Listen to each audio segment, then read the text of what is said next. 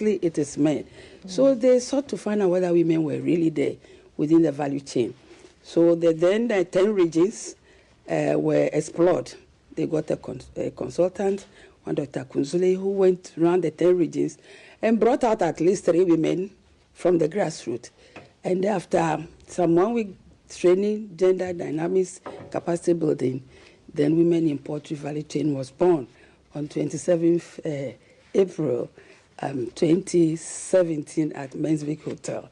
We are the mouthpiece of the entire value chain for women. We are doing an advocacy for enabling environment. You realize that on the ground is the women who do almost all the groundwork. We are feeding the birds, we are watering, we are selling the eggs, we are processing. Finally, on the table, we know what it is.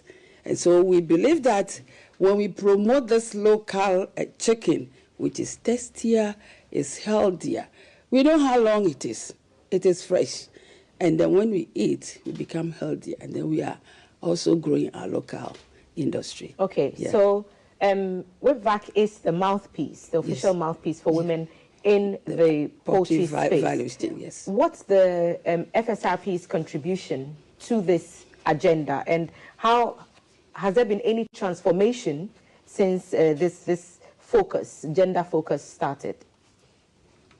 Thank you very much, and good morning to your cherished listeners.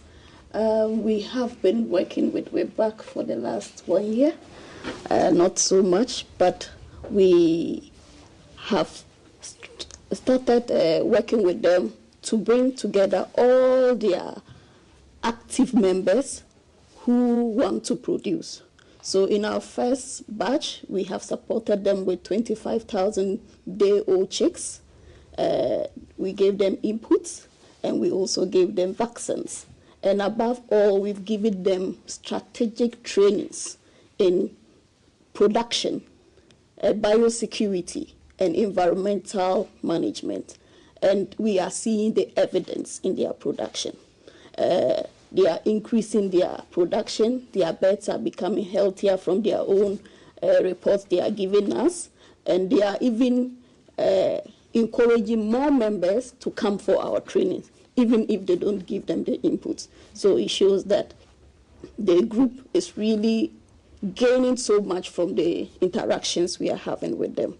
I think she would add more to some of the benefits they are getting from us. What have you gained from this partnership with FSRP? Yes, at least the stress of going to the bank to look for money. You know, poultry is capital intensive. And so what they are giving us is an input credit that will be paid back. So like she said, in the form of the day-old chicks, then cook-on kitty, like you've mentioned, the feed, the vaccines, the drugs, and then the training. And now our first batch of birds are ready. That is why we are running this show. We want the public to taste it. Hitherto, when we were 5-6 years, we were distributing eggs, meko. But now that we have chicken through this FSRP partnership, we want the public to taste this kind of chicken. So we have actually benefited from the program, and we are hoping for more. 2017 until now, how many women would you say you've been able to raise via this transformation program? We have about 1,200 across the regions. Women? Yes. Farmers? Yes, women poultry farm. Value chain. 1,200? Yeah, value chain artists. We are in all the regions. We started with the 10 regions, and when the remaining regions were added, we tried to penetrate, and we are in all the regions. But for this FSRP project, we are operating in Central, Greater Accra, Eastern, Volta, and Ashanti, because they have operational areas. Okay. Yeah. Okay. Yeah. So these are places where FSRP already does a lot of work. What has changed, and what has this brought on for FSRP? I know that you do other things. You do other crops, and you know, you're into proper tooling of the agri people. But what has changed when this program came on board, and how has that affected, you know, the value chain, do you think? Okay. So for FSRP, we are into 4 major commodities. That is maize, soya, we have the poultry, and then we have rice. The maize and soya bean, as she mentioned, are the key ingredients for the poultry feed. So with the increase in productivity of the maize and the soya bean, we are sure that most of their input dealers are aggregating our maize and soya and producing their feeds. That's one area. Another area which we see that have changed is that they hitherto had a limitation to interacting with the animal production services and the veterinary production services. But we've been able to bridge that gap, offering them continuous interactions with these key stakeholders. And so it helped them on a daily basis to understand what they are doing, and then if there are challenges, they call on these people who are readily available to come to their aid. Before then, you would struggle maybe to get direct interactions with some of these people because they are very limited. But with our interactions with them, we've been able to create that barrier which is making their life more easier. Okay. And so they are developing the value chain more faster. Also, biosecurity.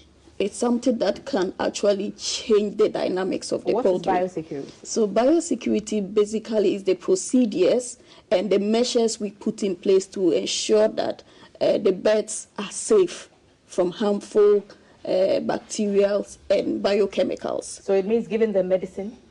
Giving them medicine, but the medicine is just the last phase of it. Okay. So way before the bird gets sick, you need to put in measures that prevent direct interactions with the birds, that we can easily transfer diseases to them. So you have places where they have baths. We guide them to establish the baths very well so that when you want to access it, you enter clean. Also, we have encouraged them to use systems that reduce direct human interaction, like the feed system. Now you can provide birds with feed without necessarily going into the pen more often like you used to go in, and so you reduce that contact. Also, water that we give to these birds, we are now teaching them how to use it efficiently. So you don't need so much water to produce good quality birds. But there are drinking systems, we are introducing them, and the smallholders too, which makes a production more easier for them. And so they are really joining the trail. Right. And in some cases now, it's a requirement for a smallholder to get an efficient drinking system to be part of the process. Okay. So we really guiding them. And when it comes to, I'm sure, Doc, I'll let you share some personal experiences from your members with us for a minute. But Emelda, we're also pursuing climate-friendly agricultural practices in the poultry space. What are some of those technologies that you're championing under this program? So the bird is a very interesting animal. It has a very high temperature range between 39 to about 40. But it is very, very sensitive to changes in the climate. And so from our trainings, we are teaching them how to even put the housing together to ensure that the bed is not too cold or the place is not too hot, so that the birds struggle from heat stress. So we start right from there. Another thing is that birds produce droppings, like she mentioned. And these droppings contribute to greenhouse gases, methane. And so if you don't take good care of the droppings when they are in your pen, and then you let them interact with lots of water, they will begin to produce these methane gases. And so we teach them the water efficiency use, so it reduces that interactions and reduce the production of methane. Okay. And now we are taking the droppings and making it cocoa, because carbon market has come in. We are turning the waste into something very good, and farmers are clamoring to take these droppings away.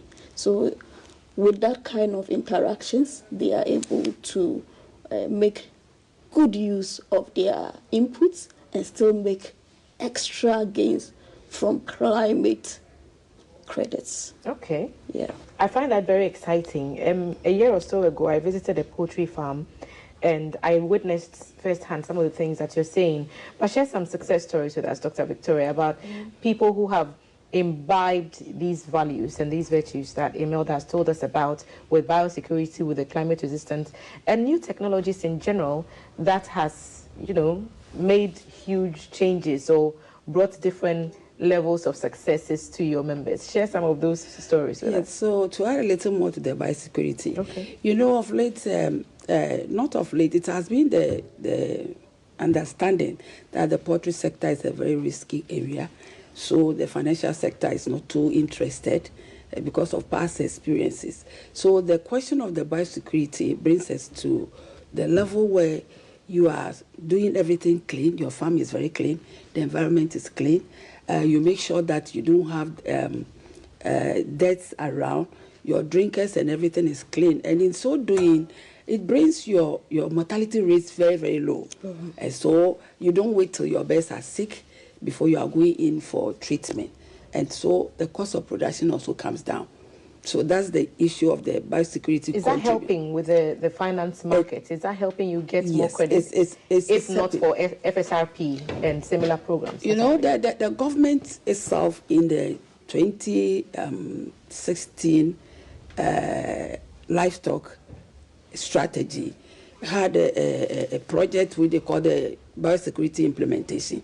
And that biosecurity implementation was geared towards supervising all farms to make sure that the farms are well biosecured before you are giving inputs, so that you are cutting down the cost of production, you are able to pay your loans back, and you are able to produce at a higher profit. So it has been working in the system, and they came to add to it. So it's working well. It used to be a male-dominated area, but you are talking about members. Now there are a few women who have even gotten the support, like Rockland Farms. I just saw her picture here. And they are practicing all the new technologies. And by so doing, they've expanded and making more profit. But even with the small-scale producers, most of our members are small-scale producers, but then they are able to make more profits with low mortalities. They are able to integrate the manure into vegetable production. And so it actually improves income level. Yeah. Until this partnership with FSRP, until WIPVaC, what were the daunting challenges that you faced? Because we don't want young entrepreneurs who are thinking of going into this space to be oblivious of the realities on the ground. So share some of those with us, and obviously how these programs have helped you overcome them. So like I mentioned earlier, the challenge was that women did not have much space. And so if it's capacity building, if it's meetings, it's almost the greater number. You see that they are men. But now the space is there. When the men are invited, we have the space, we are invited. There are tailor-made training programs for the women, for us also to improve our capacity. And it's helping us to actually produce in a more efficient way to be able to make profit. I think the challenge we have now is that of marketing. That one has been there, and it's still there. We haven't finished jumping that hurdle. And that is the essence of today's program. We have few processing facilities around. So you finish your bets, how to process it, to make it competitive like the foreign market is a problem. So we're now calling for more processing facilities to also become very competitive. We are packaging our birds just like the foreign one. The Ghana chicken is the white meat. So